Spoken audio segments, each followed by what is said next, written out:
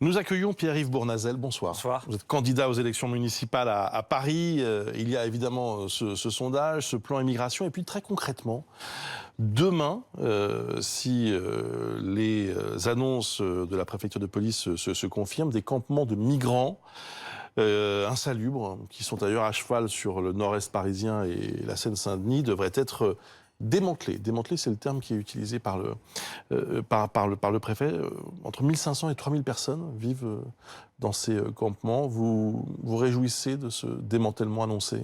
D'abord, je voudrais dire que c'est la pire des situations, celle que nous vivons à Paris, en Seine-Saint-Denis, et à Paris et dans le 18e nord-est de Paris en général, depuis maintenant 5 ans.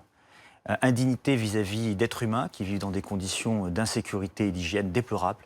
C'est indigne de la France, patrie des droits de l'homme, c'est indigne de Paris, ville lumière, et c'est indigne pour les riverains qui sont en première ligne et qui subissent depuis des années des nuisances extrêmement importantes.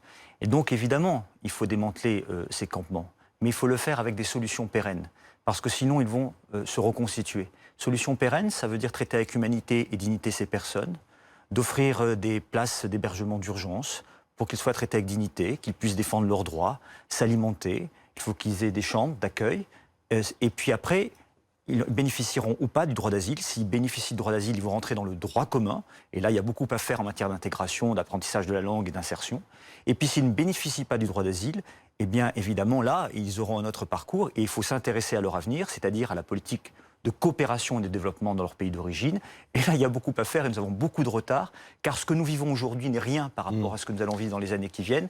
Et il faut qu'on ait le courage aussi d'avancer sur ces questions-là, c'est-à-dire le développement de l'alimentation durable, le développement de l'accès à l'eau, la formation, les écoles, le développement économique, les infrastructures, car le sort notamment de l'Afrique, c'est le sort de l'humanité et c'est notre sort et nous devons en prendre conscience. Oui, mais là, pour l'urgence, je pense aux Parisiens qui vont aller voter au mois de mars, et qui entendent peut-être ce soir votre position, notamment sur la politique à long terme, l'urgence. Parce que là, vous avez raison, ces campements risquent de se reformer à un moment ou un autre. Je suis un élu du 18e depuis 11 ans dans l'opposition municipale.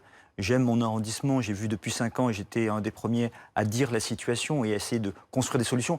Je n'ai malheureusement pas le pouvoir de décision, ni au niveau de l'État, ni au niveau de la ville de Paris. Mais il y a des solutions, honnêtement. Oui, je le dis, il faut assumer des places d'hébergement pour sortir ces personnes de la rue. Est-ce qu'il y a des endroits, mais bien est-ce qu'il y a sûr, des hébergements et je plaide à Paris pour des petites unités. Parce que les petites unités, ça permet de mieux accueillir ces personnes, elles y viennent plus facilement, et ensuite on peut s'occuper vraiment d'elles, de suivre leur parcours, et ensuite elles s'intègrent bien dans les quartiers. Parce que si vous annoncez dans un quartier, évidemment, que vous avez plusieurs centaines de personnes, eh bien personne ne les souhaite à côté de chez soi. Mais des petites unités avec des associations qui sont spécialisées, eh bien avec des migrants aussi qui ne sont pas mélangés avec d'autres personnes pour pas avoir des problèmes ou de risques qu'ils ne viennent pas ou qui quittent ces lieux, ça me paraît vraiment important. Il faut trouver des solutions concrètes et pérennes. Il ne faut pas faire de ce sujet un sujet politicien, parce que de toute façon, il dépassera bien l'élection municipale. Et je souhaiterais, moi, que la mairie de Paris, demain, si je suis maire de Paris, je souhaite travailler avec des partenaires. Car ce que j'ai trouvé dans ce mandat, c'est qu'on s'opposait toujours à l'État, on opposait les associations à l'État, à la ville, etc. Nous avons besoin de travailler ensemble, nous avons besoin de produire des solutions. Et les riverains, que je connais bien, qui sont en première ligne et qui ont subi des nuisances, et ce sont des humanistes, parce que ce sont des hommes et des femmes qui ne disent pas, qui ne prononcent pas des discours simplistes en disant il faut qu'ils rentrent chez eux. Ils disent simplement il y a une précarité, il y a une douleur humaine, il y a une détresse humaine, il faut vous en occuper parce que nous, on ne peut plus en première ligne gérer la situation et il est important d'avoir des solutions de long terme et sérieuses. Sur ce thème des migrants à Paris, Anne ou Catherine? Est-ce qu'il y a une possibilité de... Quelles sont les relations avec la mairie de Paris actuelle sur ce sujet? Le problème, c'est qu'il y a eu, on l'a vu depuis des années, un conflit. Mais ça date du gouvernement de M. Hollande. Il y avait une tension très forte entre le gouvernement de M. Hollande et la mairie de Paris. Je regrette cette méthode de gouvernance parce qu'elle ne correspond pas à l'enjeu, qui est un sujet d'intérêt général, difficile et complexe d'ailleurs. Et il faut que chaque partenaire puisse s'entendre. Et il faut mettre tout le monde autour d'une table. Il faut évaluer les actions des uns et des autres, rendre des complémentarités. Et puis surtout, il faut être dans le concret. Nous avons besoin des places de l'hébergement où Paris ne peut pas tout. Paris peut prendre sa part, mais ne peut pas tout. Et il faut aussi, sur la route des migrations, avoir l'immigration en deux mots, il faut avoir le courage aussi de créer des centres d'hébergement d'urgence pour décongestionner Paris, son agglomération, de tous ces problèmes-là. Car pour les passeurs, le rendez-vous, c'est la chapelle. Hein, c'est le mot-clé, c'est la chapelle. Et donc, à Paris, vous imaginez que ça pourrait être... Paris pourrait prendre quelle part de cet accueil des migrants? Je crois qu'en tout cas, à l'échelle du cœur d'agglomération du Grand Paris... Oui, non, mais parlons de Paris, parce que c'est justement, si je vous interpelle sur Paris, parce que la tentation de dire Paris prend une petite part et puis c'est la banlieue qui va récupérer. Vous savez, on a pris une large part. Il faut continuer à prendre une part, mais sur des petites unités ciblées. D'accord, mais c'est quoi? Michel Cadot, il a ouvert 2 centres, un dans le 18e, un boulevard Péonnet aussi dans le 12e, là, récemment. Oui, Michel Cadot, le préfet de région. Il faut, si on veut des centres qui durent, d'accueil et qui fonctionnent bien et qui permettent aussi de bien intégrer les personnes ou de les orienter, c'est important d'avoir des petites unités qui soient bien ciblées selon les personnes. Paris, en tout cas, à l'échelle du Grand Paris, c'est 10 000, je pense qu'il faut 10 000 places vraiment individuelles, avec les personnes qui s'en occupent, les associations et un suivi des parcours, c'est important. Et puis Paris doit prendre sa part, mais c'est dans le cadre du partenariat, évidemment, et des discussions avec évidemment les collectivités territoriales, l'État et les associations, que nous pourrons définir la part de chacun. Mais il faut que chacun assume de travailler avec les autres, c'est important, parce que c'est un sujet d'intérêt général. Pierre-Yves Bournazel, vous restez avec nous. On se retrouve dans quelques instants pour évoquer la course à la mairie de Paris. Il y a une nouvelle candidate officielle ce soir. Elle s'appelle Rachida Dati. À tout de suite.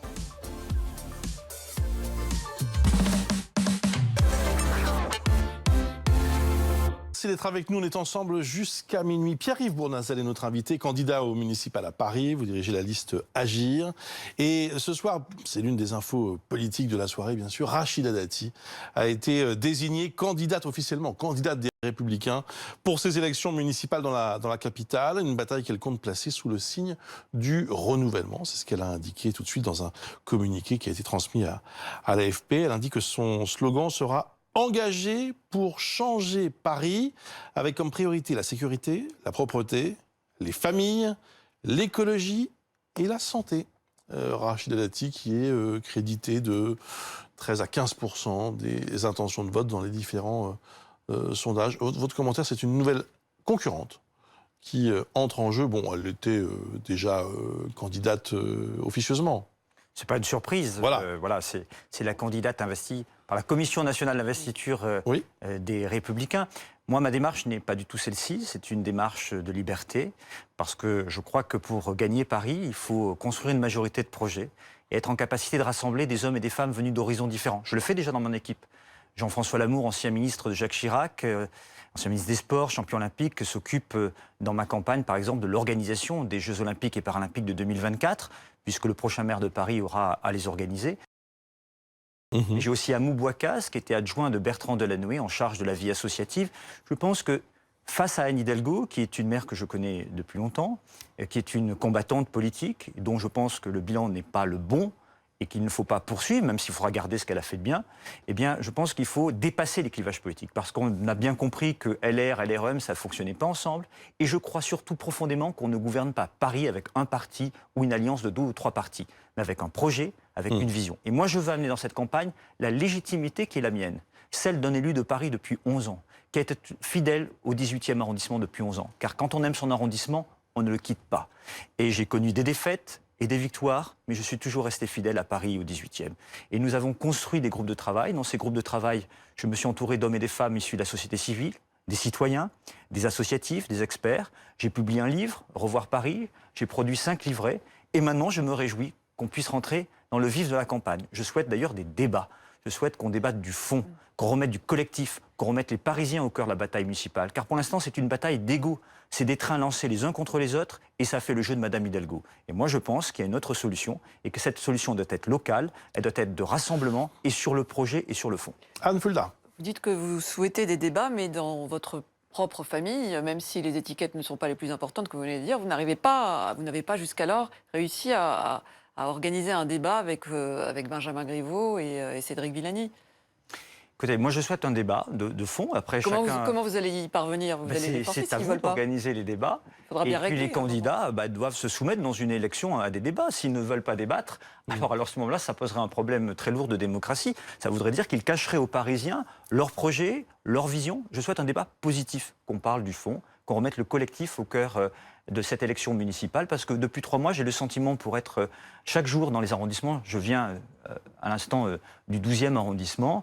Nous parlions avec des artistes d'ateliers logement pour les artistes, on parlait avec des habitants de sécurité, avec d'autres de propreté, et on parle très peu des propositions. Par exemple, sur la propreté, moi, beaucoup de Parisiens m'en parlent, c'est un sujet de compétence municipale. Je veux complètement réorganiser les services de la propreté en privatisant l'ensemble de la collecte des ordures ménagères, parce que ça fonctionne mieux par le privé. Je récupère une partie des agents que je remets sur le nettoiement des rues, et je peux balayer davantage les rues jusqu'à 20 h l'hiver avec des effectifs importants, et jusqu'à 23 h l'été. Privatiser toutes les compétences, ça n'a pas forcément marché. On a vu ce qui s'est passé sur stationnement à Paris, c'est un chaos pas possible.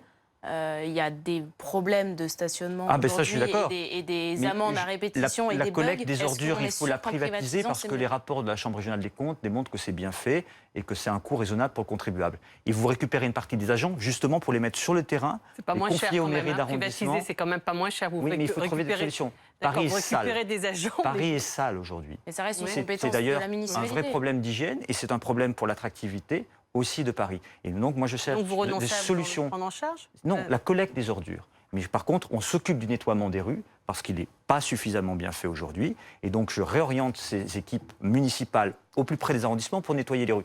De la même façon, je souhaite sanctionner les incivilités à Paris. Donc, je veux des brigades spécialisées à l'intérieur de la police. Ça existe déjà. C'est quoi exactement les incivilités, eh bien, c'est par exemple celles et ceux qui déposent des dépôts, qui ont des dépôts sauvages.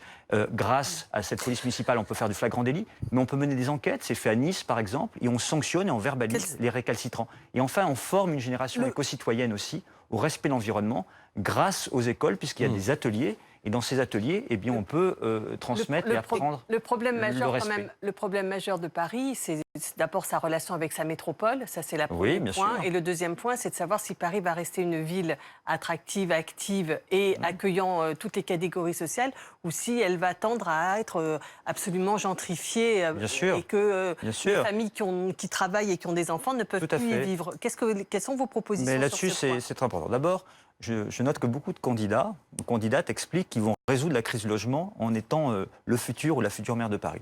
Je ne le crois pas. Je crois que c'est un sujet qui doit être un sujet grand Paris. Paris doit prendre sa part. Moi, je souhaite reconvertir un certain nombre de bureaux usagers en logement, à destination notamment des familles des classes moyennes, qui ne gagnent pas assez pour aller dans le logement privé, à 31 € en moyenne la location le mètre carré, ou à 10 000 € l'achat au mètre carré. Je souhaite réorienter les crédits qui sont aujourd'hui dans la préemption de Mme Hidalgo, qui coûtent très cher aux contribuables, où elle achète des logements privés pour les transformer en logements sociaux. Je préfère utiliser cet argent pour faire du neuf ou réhabiliter, rénover le logement social existant qui est dans de mauvais état, notamment pour la rénovation énergétique, la sécurité et la sécurisation de ces bâtiments. Et à l'échelle du Grand Paris, moi je suis prêt, comme maire de Paris demain, à financer du logement à l'extérieur de Paris. Parce que comme c'était le cas dans les années 60. Pourquoi ? Parce que Paris est une ville hyper dense, c'est la capitale la plus dense d'Europe. 105 km², 87 km² si on enlève le bois de Boulogne, le bois de Vincennes. On ne peut plus bétonner Paris, il faut qu'on y respire aussi. Encore une question sur la sécurité, parce que Rachida Dati, qui vient d'annoncer qui vient d'être désignée comme candidate, visiblement axer une partie de sa campagne sur ce volet de la sécurité. Vous, rapidement, quelles sont vos propositions sur ce sujet? Est-ce que c'est un axe important de votre travail? Tout à fait. J'étais un des premiers, et dans le débat déjà municipal, la dernière fois en 2013, à proposer la police municipale, à pied, à vélo et équestre. Oui, il faudra qu'elle soit armée, mais formée à l'armement. Parce que c'est bien beau dire armée, mais il faut former les agents, on n'improvise pas l'armement. Cette police municipale devra être en charge de la prévention, mais aussi de la répression de la petite délinquance et des incivilités. Elle fonctionnera par antenne locale, et je propose même un numéro 75 17 qu'on pourra appeler 24 h sur 24 et 7 jours sur 7 pour répondre aux demandes des Parisiennes et des Parisiens qui ont des problèmes de tranquillité publique. Et elle s'occupera du quotidien. Mais je souhaite aussi créer les conditions de la mise en place des travaux d'intérêt général. Tu casses, tu répares, tu salis, tu nettoies. Une réponse de lutte contre la récidive, ça marche dans d'autres villes en France et en Europe. À Paris, Bertrand Delanoë l'avait expérimenté sur le Vélib, ça a été abandonné par Mme Hidalgo. Je souhaite généraliser parce que c'est une réponse extrêmement efficace pour faire reculer les incivilités dans les différents quartiers de Paris.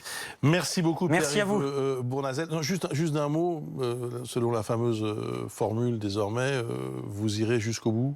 J'ai bien compris que pour être maire de Paris, c'est ce que je veux être, il fallait être candidat. Donc, je vous le confirme. Mais malgré les sondages qui, pour l'instant, vous mettent à 5%. J'ai une bonne nouvelle pour vous. Je suis corrézien et on les a toujours sous-estimés. Est-ce que c'est pas le 18e, le vrai enjeu? Lorsque Jacques Chirac était face à Édouard Balladur, et quelques mois avant, il était à 9%, Édouard Balladur, plus de 40%. Et François Hollande, un autre corrézien, on le surnommait Monsieur 3%. Nous sommes des coriaces et des tenaces.